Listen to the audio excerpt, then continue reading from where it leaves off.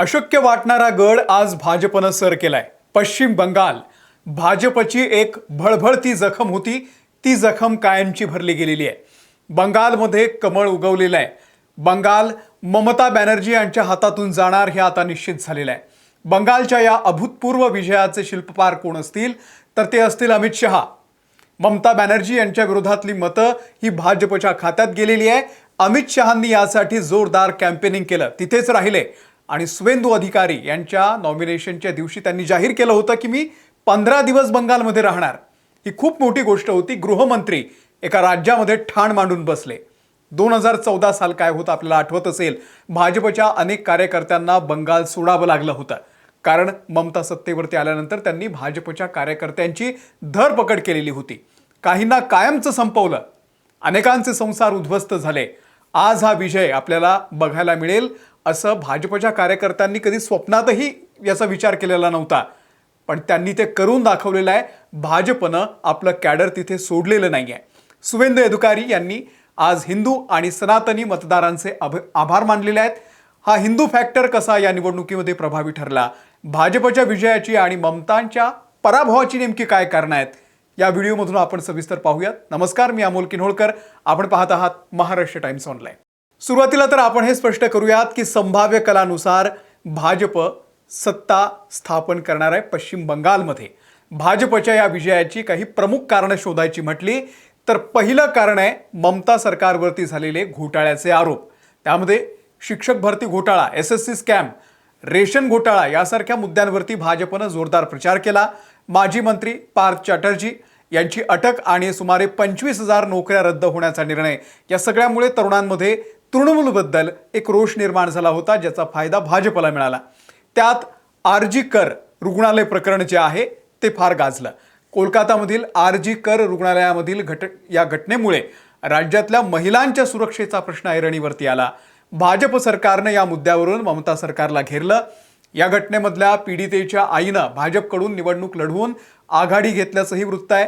हे भावनिकदृष्ट्या फार महत्त्वाचं ठरलेलं आहे। नंतर एक मुद्दा खूप प्रभावी ठरला, तो म्हणजे घुसखोरी आणि नागरिकत्व, सीएएचा कायदा। सीमावर्ती भागामध्ये भाजपनं घुसखोरी आणि सीएएचा मुद्दा हा प्रभावीपणे मांडला आणि त्यामुळे मतदारांचं ध्रुवीकरण झालं आणि विशेषतः उत्तर बंगाल आणि मतुआ समुदायाची जी मतं आहे ती भाजपकडे वळली। दुसरीकडे पंतप्रधान नरेंद्र मोदी, गृहमंत्री अमित शहा यांनी बंगालमध्ये केलेली धडाकेबाज प्रचारसभा आणि शुवेंदू अधिकारी यांचं स्थानिक नेतृत्व, त्यामुळे भाजपला तृणमूलच्या बालेकिल्ल्यामध्ये विशेषतः दक्षिण बंगालमध्ये शिरकाव करता आला। परिवर्तनाची लाट होती, अँटी इन्कम्बन्सी हे एक आणखी महत्त्वाचं कारण आहे भाजपच्या विजयाचं। 15 वर्षांपासून सत्तेत असलेल्या तृणमूल सरकारबद्दल लोकांमध्ये एक नैसर्गिकरित्या जी अँटी इन्कम्बन्सी येते, सत्तेविरोधाची लाट असते, ती दिसून आली। तोलाबाजी हा एक नवीन शब्द तिथे, खंडणी आणि त्यासोबतच स्थानिक नेत्यांचा भ्रष्टाचार, त्यामुळे सामान्य मतदार उबगला होता।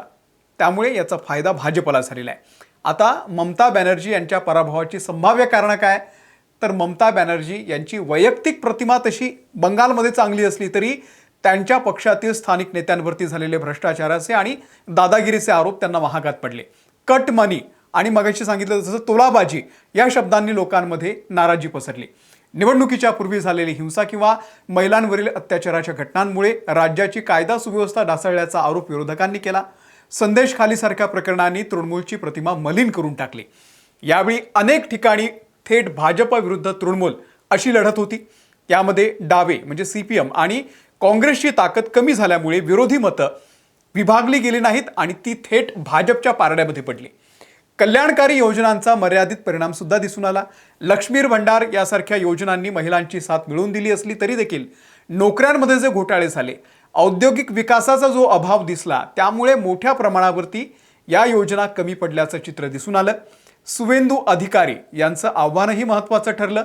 नंदीग्रामपासून सुरू झालेली शुवेंदू अधिकारी आणि ममता बॅनर्जी यांची लढत भवानीपूर, ममतांचा स्वतःचा मतदारसंघापर्यंत पोहोचलेली आहे। तिथे शुवेंदू यांनी त्यांना जोरदार टक्कर दिलेली आहे। या सगळ्यामध्ये भाजपचं हिंदुत्वाचं राजकारण जे आहे ते सुद्धा फायदेशीर ठरलं। भाजपनं सांस्कृतिक राष्ट्रवाद आणि हिंदू अस्मिता या दोन गोष्टींचा वापर करून बंगालमध्ये आपल्या मतांची टक्केवारी वाढवली भाजपच्या हिंदू बचाव घोषणेमुळे मतदारांचे मोठ्या प्रमाणावरती ध्रुवीकरण झालेलं आहे. संदेश खाली आणि आरजीकर रुग्णालय प्रकरणानंतर भाजपनं या घटनांना महिला सुरक्षा आणि विशिष्ट समुदायाकडून होणारा अन्याय अशा कोनातून मांडलं आणि त्यामुळे हिंदू मतदारांमध्ये एक एकी निर्माण झाली. भाजपनं नागरिकत्व दुरुस्ती कायदा CAA लागू करण्याचं आश्वासन पूर्ण करून मतुआ आणि राजबंशी या समुदायांना आपल्याकडे वळवलं. घुसखोरीमुळे बंगालची लोकसंख्या आणि संस्कृती धोक्यात आहे हा मुद्दा सीमावर्ती भागामध्ये भाजपसाठी निर्णायक ठरला. रामनवमी आणि हनुमान जयंती यासारख्या सणांच्या मिरवणुकांमधून देखील वाद झाले. भाजपनं स्वतःला हिंदू संस्कृतीचे रक्षक म्हणून सादर केलं आणि त्यामुळे शहरी आणि निमशहरी भागातील हिंदू मतदारांमध्ये भाजपची पकड जी आहे ती अधिक मजबूत झाली. ममता बॅनर्जी यांना या हिंदुत्वाचा मोठा फटका बसला. ममता बॅनर्जी यांनी भाजपच्या हिंदुत्वाला उत्तर देण्यासाठी सॉफ्ट हिंदुत्व आणि बंगाली अस्मिता याचा आधार घेतला, पण तो फार यशस्वी ठरला नाही. तुष्टीकरणाचे आरोप झाले. भाजपच्या प्रचारानं ममता बॅनर्जी यांची प्रतिमा विशिष्ट समुदायाचे लाड करणाऱ्या नेत्या अशी निर्माण केली.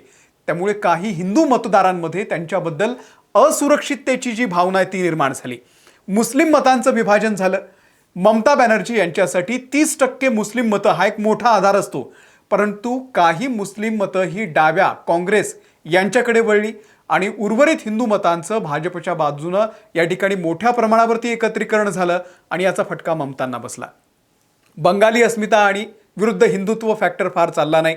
ममतांनी बाहेरचे लोक आउटसाइडर्स विरुद्ध बंगाली असा संघर्ष उभा करण्याचा प्रयत्न केला. मात्र भाजपनं त्याला भारतीय संस्कृती आणि हिंदू हित या चौकटीमध्ये बसून ममतांच्या प्रादेशिक अस्मितेला त्या मुद्द्याला खिंडार पाडला आणि त्यामुळे ममता बॅनर्जी यांना नेहमीप्रमाणे आपला गड या ठिकाणी राखता आलेला नाहीये.